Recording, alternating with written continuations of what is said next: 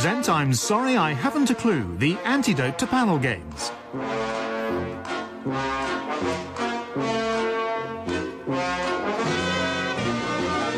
At the piano is Colin Sell, and your chairman is Jack Dee. Hello, and welcome to I'm Sorry I Haven't a Clue. You join us this week in the fine Cumbrian city of Carlisle. The name Carlisle is derived from two Gaelic words, car and Lyle. So there you are. Mary, Queen of Scots, spent several years imprisoned in Carlisle Castle, the exiled ruler of the Northern Kingdom. Mary was incarcerated here before being beheaded, as she insisted it was her birthright to be Queen of the South. And that's when they took a game of Subbuteo seriously. It's recorded that at her execution, even after her head had been severed, Mary's lips continued to move. Legend has it, a courtier placed his ear close to the Queen's mouth and heard, "Hello, and what do you do?"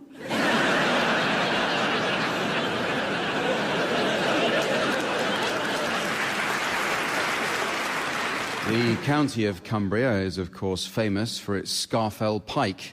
I've not seen it myself, but at 3,208 feet, that's one big fish, isn't it?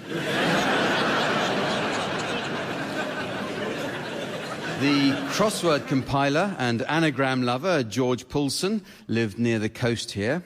He sadly died crossing a farmer's field when he was bored to death by a gull.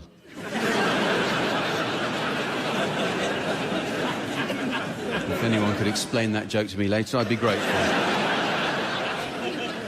Richard Madeley worked as a journalist here, where he met his wife, Judy Finnegan. Madeley has notably been down the aisle 3 times, twice with a bride on his arm and once with 2 bottles of Chardonnay hidden inside his overcoat. In 1941, Hitler's deputy, Rudolf Hess, was briefly imprisoned here after he parachuted in to attempt to broker a peace deal. Hess died in Spandau in 1987 during a vigorous performance of True. For many centuries, the earldom of Carlisle was divided into baronies, but on the creation of the county in 1821, these were replaced by wards. But Carlisle isn't alone in boasting historical characters who should be in wards. Let's meet the teams. On my left, Barry Cryer and Graham Garden. And on my right, Tim Brooke-Taylor and Sandy Toksvig. And please welcome the lovely lady who will be sitting on my left hand for the evening, the delightful Samantha.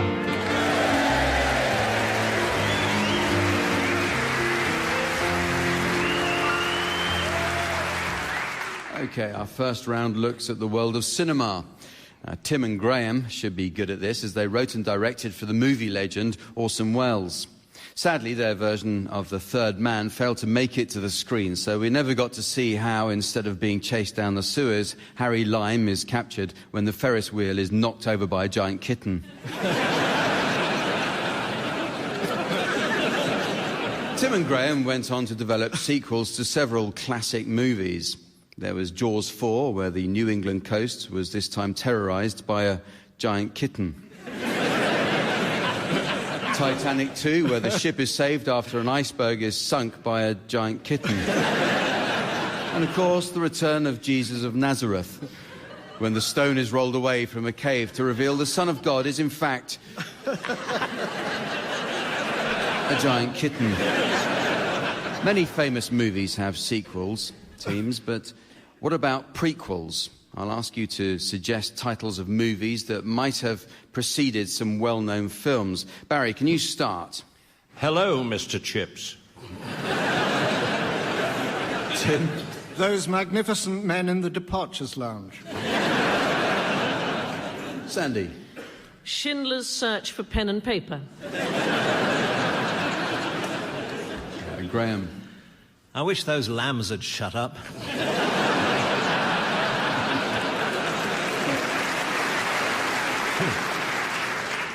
1983. Well, What's all that noise on the Western Front? Medical student, Chivago. Alfred Hitchcock's The Eggs.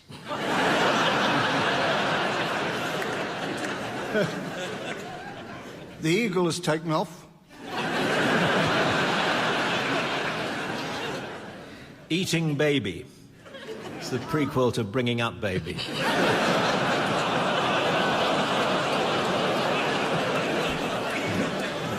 Goodbye, Mr. Raw Potatoes.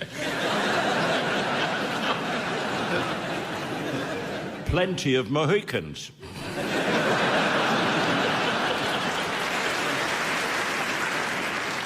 Well, the next round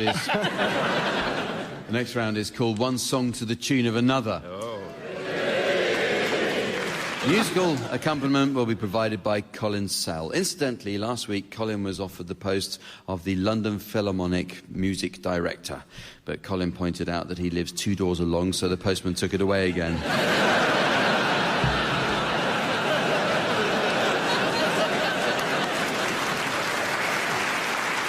So we'll start with you, Sandy. I'd like you to sing the words of Feelings to the tune of the Can-Can.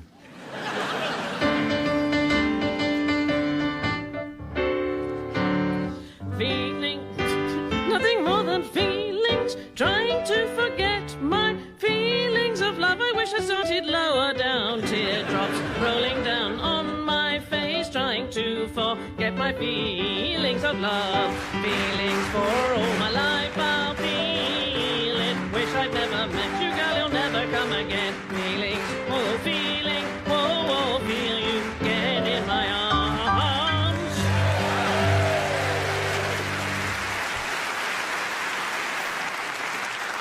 Thank you, Sandy.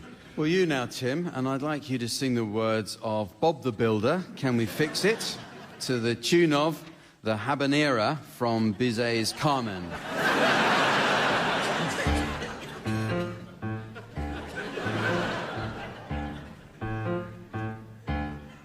Bob the Builder, can we fix it? Bob the Builder, yes we can. Scoop, Muck and Dizzy and Rolly too. Lofty and Wendy join the crew.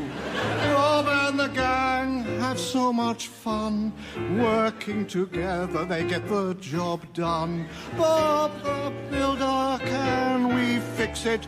Bob the Builder, yes we can. Bob the Builder, can we fix it? Oh, Bob the Builder, yes we can. Oh, time to get busy, such a lot to do. Building and fixing till it's as good as new.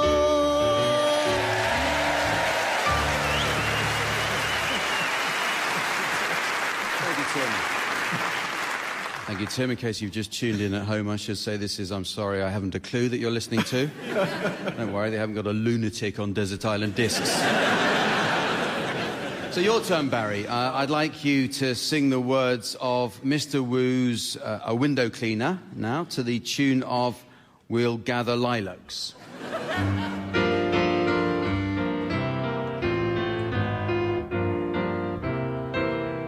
Mr. Wu no longer has a laundry.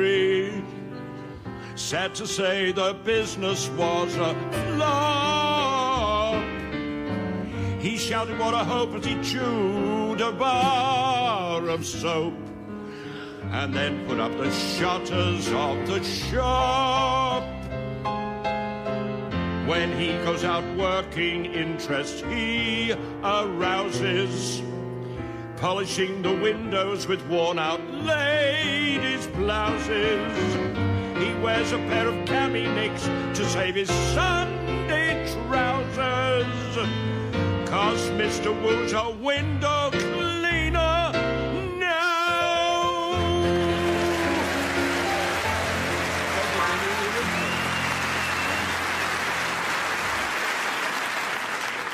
Well, thank you, Barry. Graham, now, I'd like you to sing the words of I Don't Like Mondays by the Boomtown Rats to the tune of I Want to Be Like You from the Jungle Book.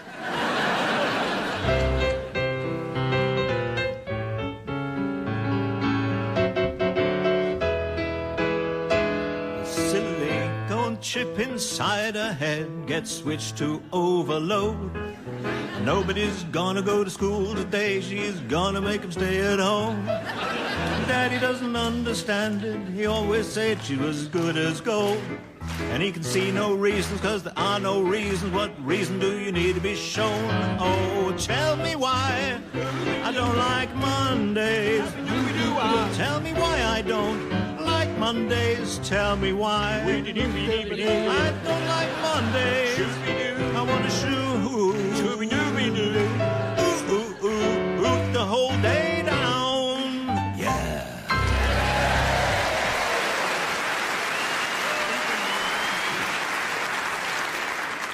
Well, we move on to a round about sound effects now. High-quality radio production relies heavily on the subtle use of appropriate sound effects. Don't you agree, teams? Yeah. But sound effects are rarely what they appear to be. A broken umbrella going up and down makes the noise of bats' wings flapping, while a bit of old rope is what you and yours sounds like. The teams are going to retell a well-known story, while the other team will play in random sound effects, which the storytellers should incorporate into their tale. So Tim and Sandy, your story is Little Red Riding Hood, and you'll be providing the sound effects, Barry and Graham. So please, off you go, Tim and Sandy. One morning, Little Red Riding Hood decided to visit her grandmother. She went out into the forest to collect some mushrooms to give to her grandmother. Suddenly, something appeared beside her. It was her neighbour, who had terrible irritable bowel syndrome. Fortunately, she was friendly with the neighbour and left her well behind. As she was picking one of these mushrooms, again beside her appeared... her father. "Ah, you're back from the pub," she said. "I'm going now to visit Grandma." She picked up the mushrooms, put them in her basket, and set off gaily down the wood.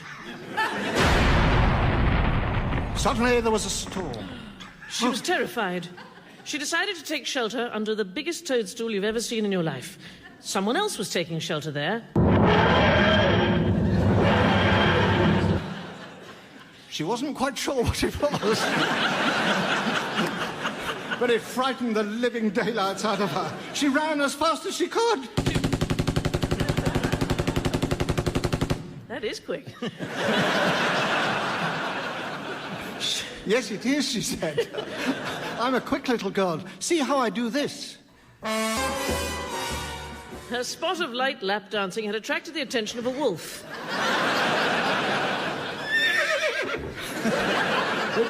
The wolf was a little horse, you know. However, he said, "All right, little girl, you carry on your way." She left the wolf behind, and not a moment too soon. But now she was disorientated and couldn't remember which one was Grandma's house. So she got to a woman selling cosmetics. "Excuse me," she said. "I've lost the plot." And she walked in through the door, and there, unbeknownst to her, was the wolf dressed as her grandma. The clothes were not quite a good fit. Nor indeed was that a terribly good English sentence. Everything had gone awry. Grandma. Sorry, that's quite clever, actually. This story is...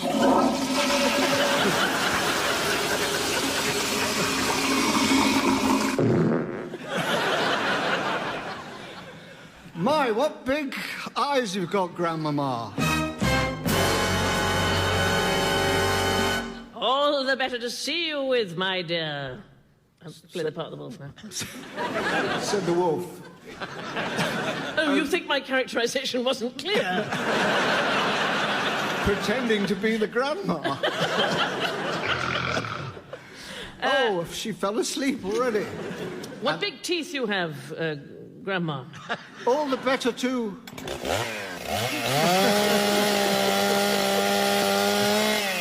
Chop down this handy tree.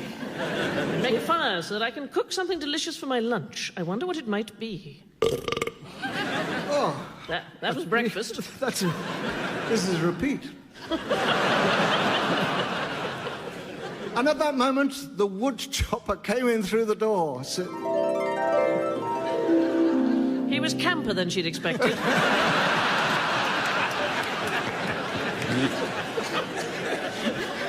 He had an axe all covered with sequins, and yet... Fortunately, the police arrived just in time to take the wolf away.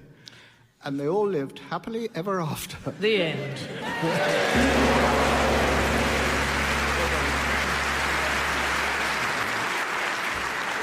Well, I could have listened to that all night.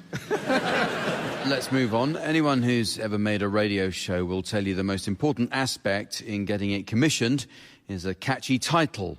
And at the moment, we can revel in the return of A History of the World in 100 Objects, which neatly crams 2,000 years' worth of trailers into 1 week.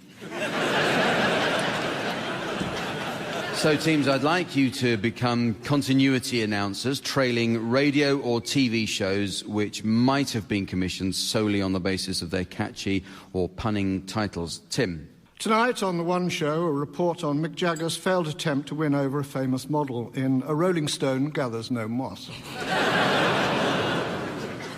Barry. David Attenborough visits an animal reserve and said, should we be allowed to own animals? Tonight on BBC Two, whose lion is it anyway? Sandy.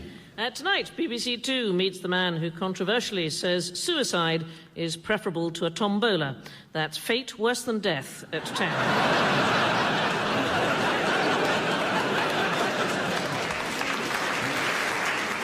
Graham.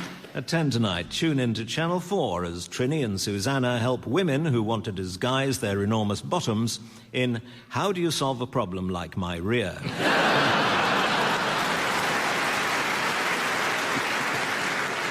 Tonight on 4, we travel to Africa, where white farmer Frank Lee tells why his deer are not watered properly in Frank Lee, my dear, I don't have a dam.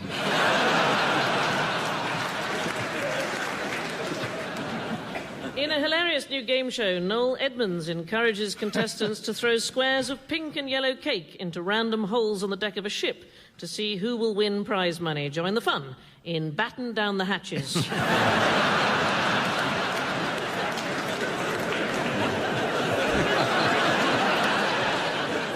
At 6 o'clock this evening, Jeffrey Archer, Michael Winner and Piers Morgan join Alistair Campbell for Vile on 4.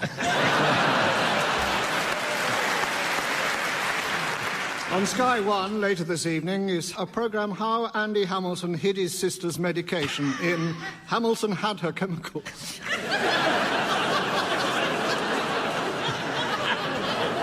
At 11 o'clock, BBC Two's popular boogie-woogie pianist returns with a history of the restaurant told in song. Don't miss Waiter with Jules Holland.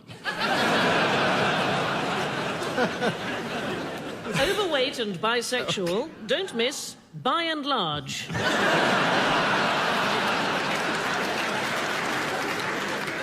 Tonight we go behind the scenes at the Bank of England to see the skill and financial know-how required to control the world's money markets. That's the National Lottery live at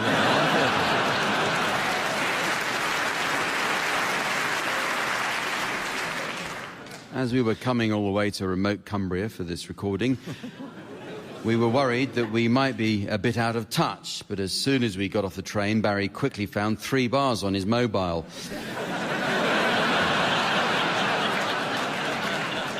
What a great service that locator pub function is. We delve into the world of medicine next, where one team will conduct a surgery for the other to visit. OK, we'll start with you, Tim and Sandy. You're suffering from an unusual medical complaint and have just been called for your appointment with Doctors Barry and Graham. You must outline your symptoms to them, and they'll be awarded points based on how accurately they are able to diagnose your condition. The identity of your complaint is now being displayed to the audience via the laser display screen. And for listeners at home, here's the mystery voice. Their partners in a hung parliament coalition. They're partners in a hung parliament coalition. Right, Tim and Sandy, start outlining your complaint now. Morning. Morning. What seems to be the trouble? You shall I start. go? No, No, please, no, you please, start. no, No, honestly. no. It's all right by me, no. Okay. I'm very glad that you may have a problem. You seem to get on awfully well together. Yes, we do. Well, yes, Yeah. I mean, not always. Now. How long have you two been together? Well, less time than we'd ever expected. Yes. Together is not exactly the right description. Well, how would you describe it if not together? Miles apart. Yes. However, we're working on it, aren't we? We are. We're miles apart, and yet we're becoming the single way forward. But in the relationship, what seems to be a basic problem? Oh, you didn't say there was a problem. No, there's no. No. Is there a problem? We're very... No, I don't think so. No, it's after not. you. We please, don't have... No, honestly. We don't have a problem. It's more that we've inherited A problem. a problem. Yes. So why have you come to see us? Exactly.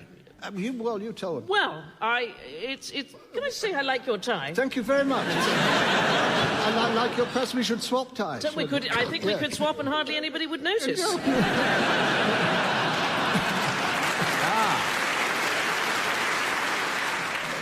No, well, the problem really is that we're worried that we might lose our individual personalities. That's. Incidentally, I didn't mean what I've been saying for the last few years. Oh, that's very kind. No, honestly, no, completely wrong. I think you're wonderful. Thank you so much. Yeah, That's good. May I return the? Certainly. Shall You seem to have we a- swap wives? Yes. Yeah. All right. You seem to have a real rapport.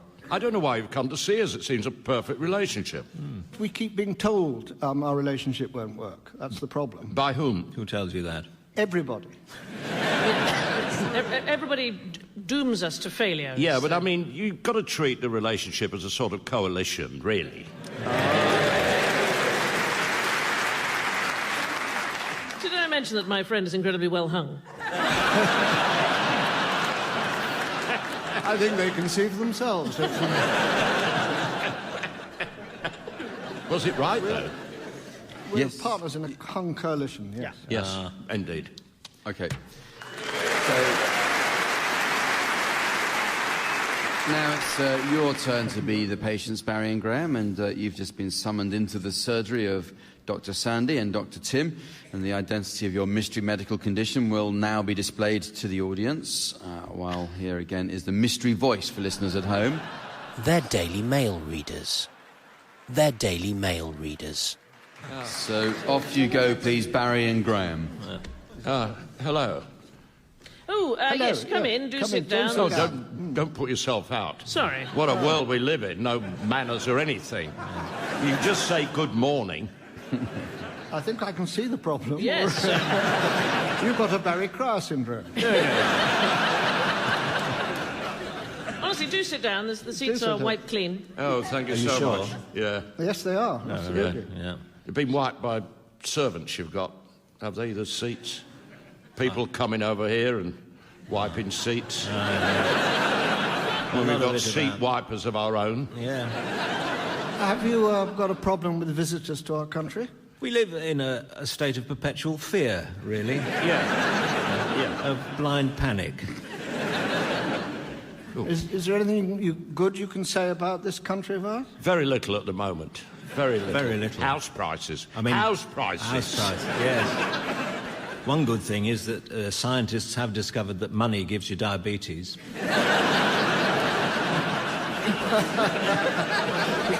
And immigrants push house prices up. Yes. You couldn't make it up. Didn't. You know, Richard Littlejohn would probably I agree would think, with you. yes. Now there's a man. Yes. Not enough of him on television. There's Yeah, too exactly. Too much violence on television. Violence on television makes you go bald. Are these views that you daily express? No, far from it. No, far from it. Okay. Far from it. Well, not that far Well, from not it. that far. Are you Daily Mail readers?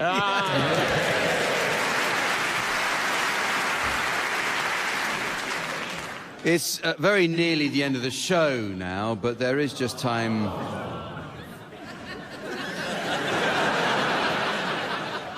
But there is just time to fit in a round of the hardware and DIY songbook. Actually, I've been doing a bit of repair work on our old house. A few cracks in the walls were appearing, so I had to fill them with that expanding foam stuff that goes everywhere and sticks to everything when you try to use it. Angel Delight, yes, that's it. OK, teams, I'd like you, please, to suggest song titles likely to appeal to an audience of tool shop and hardware store owners. Tim, will you start, please? Ikea and Tina Turner singing River Deep MFI. Barry. Consider your shelves well up. Sandy. We Are Nailing by Dino Rod Stewart. And Graham. If a pickaxe paints 1,000 words. You know you make me want to grout. Put some shelves up, grout. Sung by Hinge and Bracket. Singing Polyfiller Doodle all the day. Touch Me Up in the Morning. Viva a spanner. Socket Man.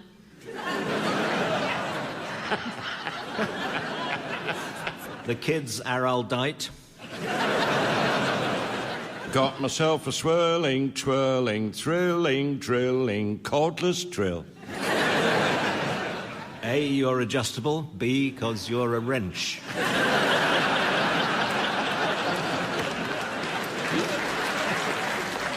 Tack my bitch up. Dadu Ron Seal. It's my putty and I'll cry if I want to.